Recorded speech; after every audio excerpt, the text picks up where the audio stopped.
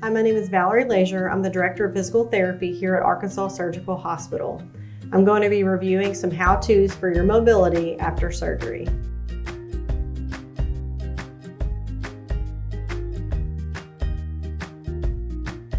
I'm going to be reviewing several tips for getting dressed after surgery.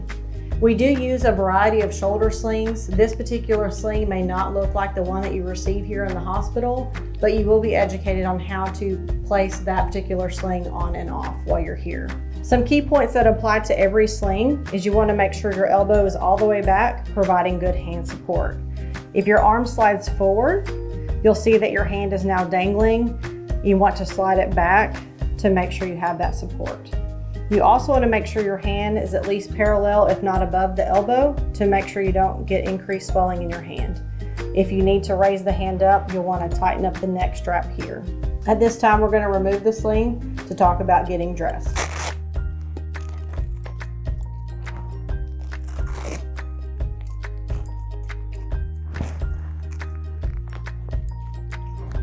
As you take the sling off, you can either have your arm dangled by your side or let it rest on your leg.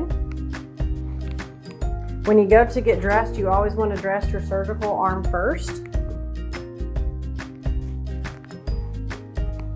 We'll slide that all the way up the shoulder.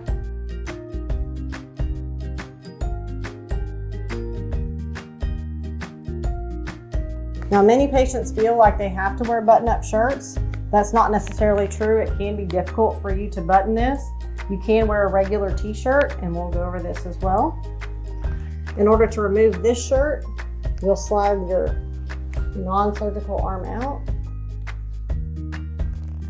and then just slide this down the surgical arm. When you choose the t-shirt, make sure it's a little oversized just to make sure there's no pressure on your surgical incision. And once again, we're going to dress the surgical arm first, bringing that all the way up. We'll bring this over his head and then bring the non-surgical arm through. To remove this shirt, we'll do the exact opposite, bringing that non-surgical arm out, bringing it back over his head, and then just sliding it down the surgical arm. Perfect.